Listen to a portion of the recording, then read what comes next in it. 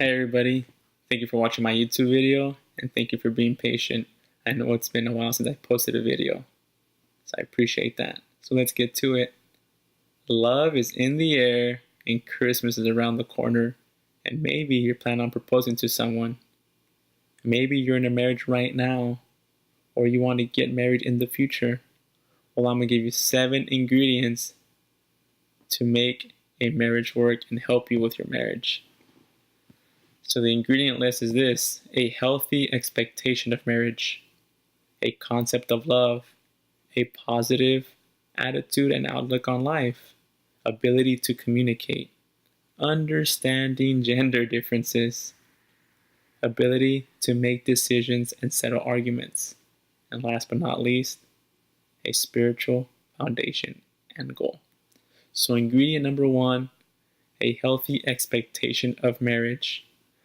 Let me tell you some myths about marriage.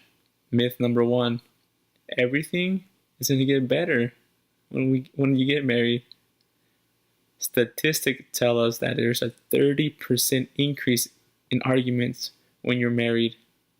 And that's probably because you're with them all the time, or live with them now and sleep with them, and you're bound to stumble on each other and make mistakes. Myth number 2, everything bad will disappear.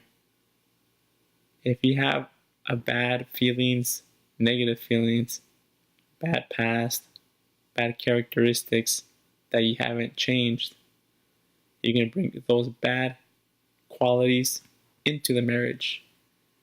If you're not happy single, you're not going to be happy married. Love yourself, love everything around you, and great things will happen. I know you can do it. Ingredient number 2, a concept of love. Well, I've already talked about what love is in one of my previous YouTube videos, and I'm going to put the link in the description below with some helpful books. So what makes a happy marriage? Being in love, of course. So let's look at love from a different point of view, a different perspective. Let's look at it from passion, intimacy, and commitment. Passion is that physical attraction, that physical touch, that arousal. But without intimacy and commitment, passion is just self-seeking, self-centered, and lust.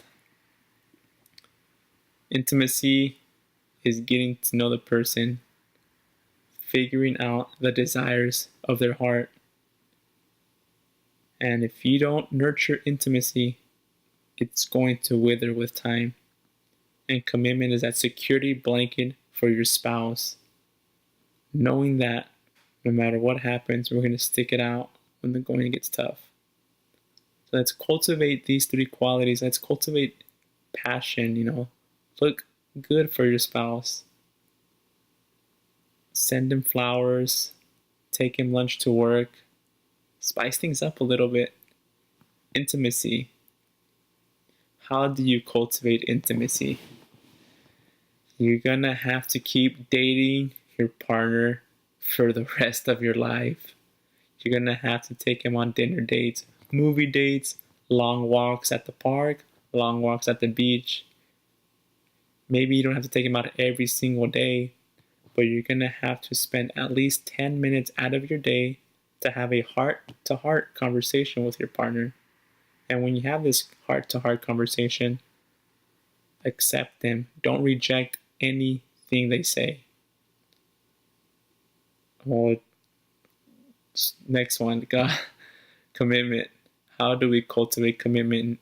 You allow your partner to make mistakes, and you help him learn from those mistakes. You help him grow.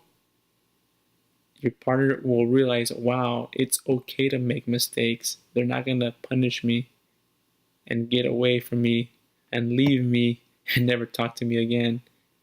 You have to let him know that it's okay. We're all going to make mistakes. You have to allow that forgiveness to play along here with these mistakes. Everybody wants to be in a love story, because a true love story never ends. Next ingredient, third one, a positive attitude and outlook on life. So have you made it a habit of being happy? If not, I'll show you how. It's your attitude. It's the way you see things that will change you. A negative person works on the cause and effect model. I'll be happy when I have a new car. I'll be happy when I have a new job. I'll be happy when I move to a new city. I'll be happy when I have a new spouse. Reality is, even if they get these things, they still will be unhappy. It doesn't matter about your circumstances. You should have a positive outlook no matter what.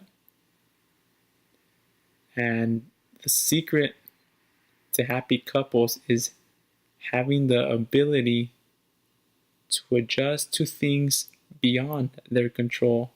A great example from the Bible is the story of Joseph and Mary. Life is full of too many twists, turns, and unforeseen problems. And if you don't have the capacity to rise above your circumstances, you're not going to cultivate a happy marriage. Next ingredient, number 4, the ability to communicate. So I'm going to tell you how not to communicate. Not talking. Non-talking is not a lack of communication, but it's a form of communication that sends a surplus of negative messages to your partner. Do not let the sun set while you're still angry. So what's the secret to good communication? It's who you are. It's your characteristics. It's your principles you live by. It's your fundamentals, your foundation. And there's 3 qualities to that: warmth, genuineness, and empathy. Warmth because you're accepting the person for who they are. You're going to overlook the blemishes for the sake of the beauty. This allows your partner to feel relaxed and comfortable around you. Genuineness because it's who you are. It's your authenticity. It's the real part about you. It's the things that come from the heart, and you always speak from the heart. And empathy is because you have to see it from your partner's point of view. You have to put yourself in their shoes. You have to use your heart and your head to understand your partner. 5th ingredient, accepting gender differences. There's going to be differences from men and women, so many ways. But what do women want? They want to feel loved and cherished. They want to know that they are number 1 in your life. They want their feelings to be validated and accepted. They want you to support them on their dreams, whatever those dreams are. What do men want? We want to be respected and admired. We want to feel praise from your wife. You want to be recognized for your accomplishments you do. And of course, you want to be respected. That's most importantly. Next ingredient, number 6, ability to settle arguments and make decisions. We're all going to make mistakes. The most perfect couple and the happiest couple, they're going to argue with each other. There's going to be perpetual problems and solvable problems. You're going to have to know which ones to deal with. But like I said, we're all going to make mistakes. So how not to settle arguments? Number 1 is criticizing. You're attacking the person's personality. It's saying, you never take me out. You're lazy.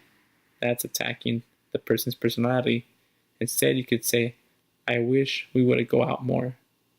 Second one is contempt. That's contempt. That's saying, that's insulting and abusing psychologically your partner. It's saying, I hate you you're selfish. I hate you is a very powerful word. Avoid that as much as possible. The next one is defensiveness. You're always on the attack. They can't get through to you.